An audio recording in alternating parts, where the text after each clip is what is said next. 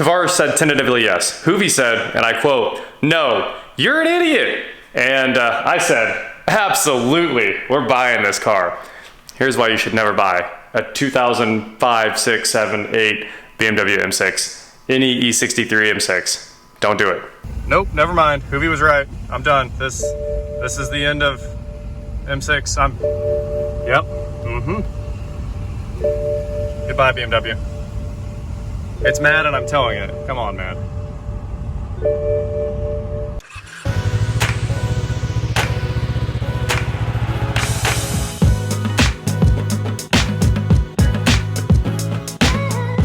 What is going on, guys? I am Watch J Ergo, and today we are here with my newly dead 2007 BMW M6 E63, the supercar, BMW supercar from back in the day. A car I'd always wanted.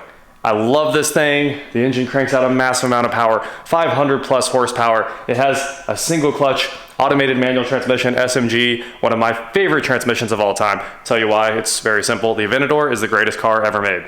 There, I said it. It's the best one. Yeah, there's cooler things like Koenigseggs and Bugattis and things that I really love because of the technology. If you put 4 turbos on something, I like it.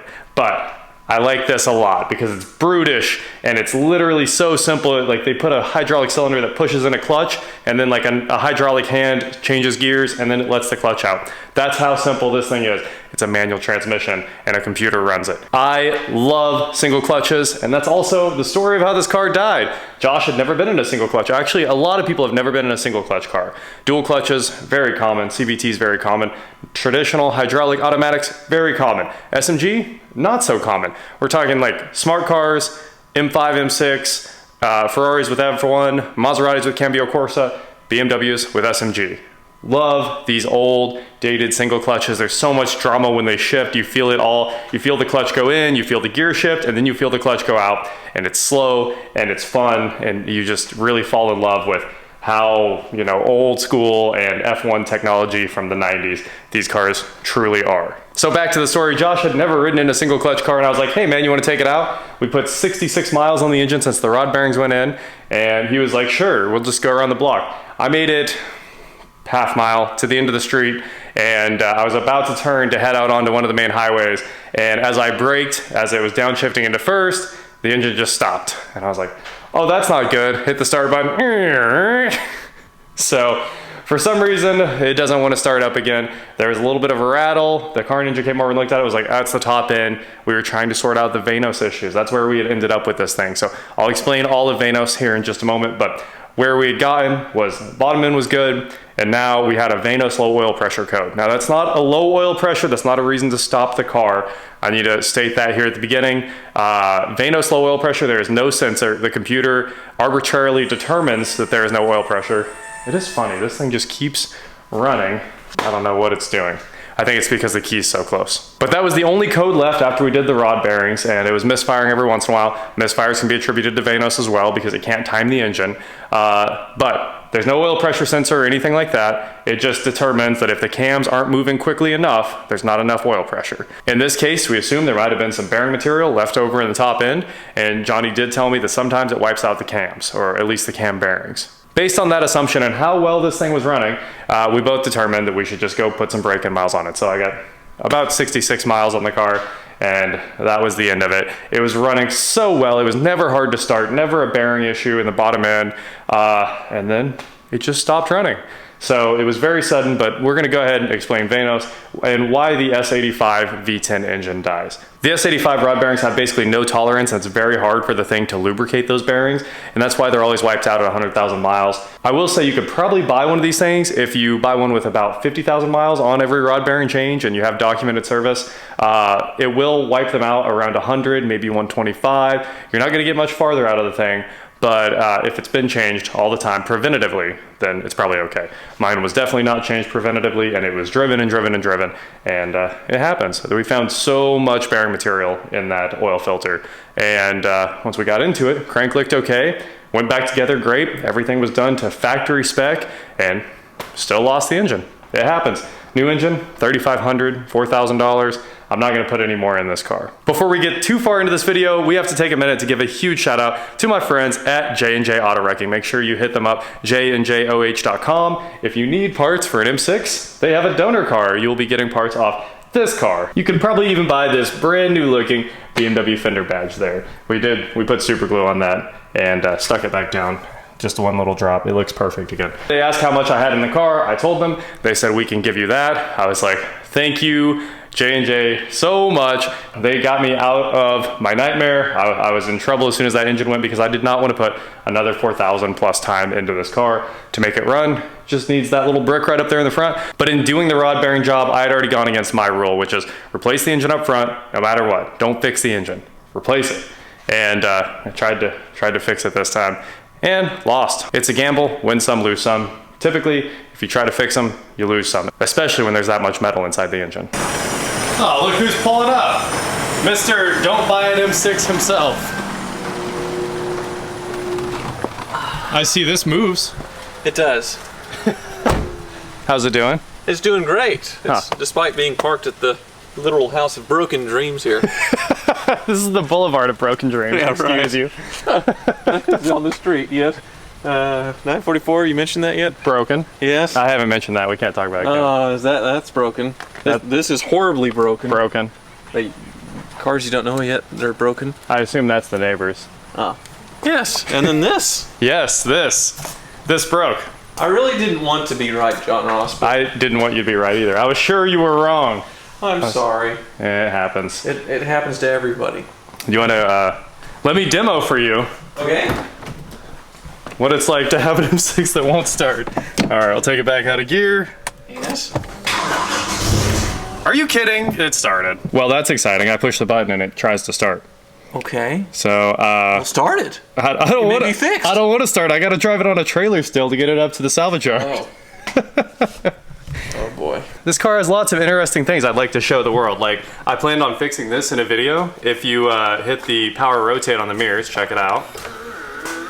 Right? Don't worry about the noise. Okay, see, that works as it should. And I'll push it again. And it'll put the mirror right back where it needs to be for the driving position. Yeah, now I can see perfectly. I think it's all the way down. Yeah. So, and the other one over there is kind of in the driving position. Oh, well, it has to error out. And then every time you close the doors, of course, this parks the mirrors as it should. And since they can't stop, it just goes like this a couple times. And then the thing stops. Oh, it's pretty entertaining. But I will say that's fixed very easily. You take the mirror apart and there's a pin with a spring and it's supposed to run into that. But yeah, until then you just rotate it yourself. That's why the car was covered in electrical tape and wood. Classy. Yeah, there's a lot left in this car. The seats are pretty solid shape and the SMG is working perfectly and it has that really nice Android head unit that I'm kind of in love with there. This is goodbye to the M6. I hate to do it. I hate to do it so much. I tagged this car. If you guys run this plate, I know everybody was talking about it on the Instagram post, but you can VinWiki that and it comes back to the VIN for this M6. I planned on keeping this for a very long time. Well, so. Goodbye. I barely knew ye. I know. It's so sad, especially with the nice new trunk with no giant wing. There's the wheel liner. There's things in there. Yeah, and the plugs that I didn't have in yet. Wow. So you're losing a lot of money? No, I'm coming out.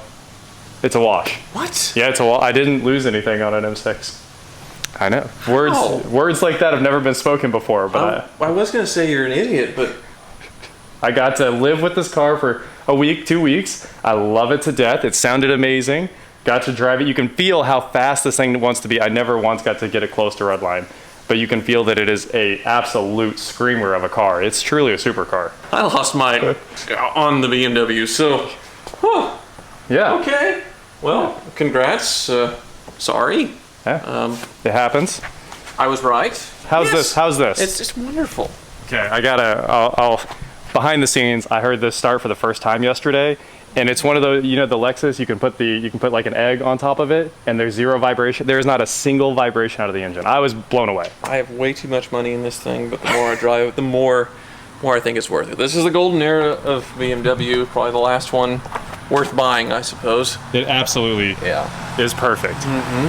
Well, all right, you win one. Rare. All right, good luck. All right, man. Okay, BMW VANOS, as simple as possible. We'll see if I can do this with one hand.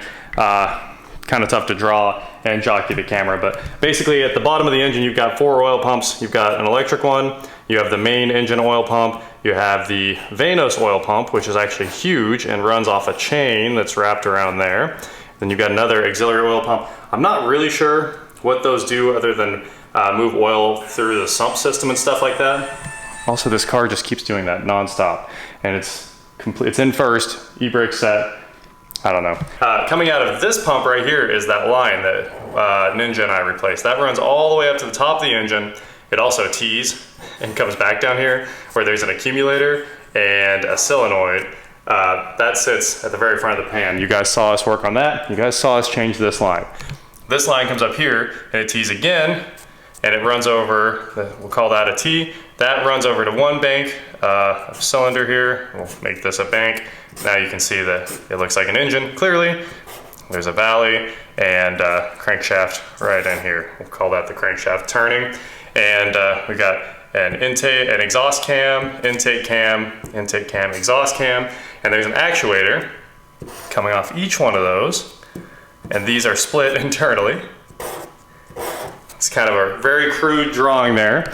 And basically what I'm describing is this oil pump here, very high pressure. It's like 20 bar times 14. Bar is about 14.7, right? That's 1 atmosphere. 400 something PSI pump. Very high pressure pump for VANOS. So that high pressure oil is coming through here, through this line, and then it uses 4 solenoids, and those 4 solenoids move the cams in and out. Obviously, all this is right here. Let me open the hood. While we're opening the hood, the typical engine oil pump puts out the usual, 40 to 80 PSI. Nothing crazy. It's not, that's a pretty simple system. And that's what lubricates the rod bearings, is that very simple oiling system there. So open up the hood. There's that T I was just describing. There's one high pressure line. You can see a banjo bolt right there. Banjo bolt right there, and those are the solenoids. And there's almost, 500 to 1,000 PSI, a lot of PSI going through those lines right there. All of that comes from the VANOS pump that we put a new filter in and made sure all that was good, tensioner was good, chain driven pump, very high pressure like I was saying, and that runs the cams back and forth. Now, the engine has no way of knowing what the oil pressure is on those lines. The only thing it can do is take its cam position sensors and determine how fast it's responding to changes that it's commanding into those solenoids. There's 4 solenoids right up there at the front. And if they don't respond fast enough or at all, it just says low oil pressure. So it should have had an oil pressure sensor. Then you could just look at the live data and know immediately. But instead, you have to rig up some crazy thing with a high pressure gauge, and nobody has one. Car Ninja was ordering one so we could look at the pressure on that. But it's definitely hard to come by a 1,000 PSI gauge any day of the week. And if they would have just put a pressure transducer on it that handled 1,000 PSI, this would have been so simple. But instead, the diagnosis is very difficult, and we were unable to confirm what the real issue was. If you have no pressure, it's either a bursted line in the crankcase, which was the brand new one we just put in, or possibly a loose banjo bolt or a bad pump. The pump is like $2,500, and then taking the bottom end of the engine off again. Used pump, $900. These parts, solenoids, the good solenoids, $300 a piece. That's $1,200. And the line set, who knows? You can tell if the line set's leaking externally. I would guess a lot of money. And you can get cheap out on the solenoids. You can get them for 50 bucks each. But somewhere in that chain of VANOS control, from oil pump through the lines into the solenoids, running the cams back and forth, something broke. And honestly, it could have just been the cam bearings, and it was just having trouble running all along. So that is the end of my 2007 BMW M6. We are saying goodbye to it. It goes on a trailer on Friday, and hopefully you guys can enjoy some parts off of the car. This car will part out and help lots of people with M cars.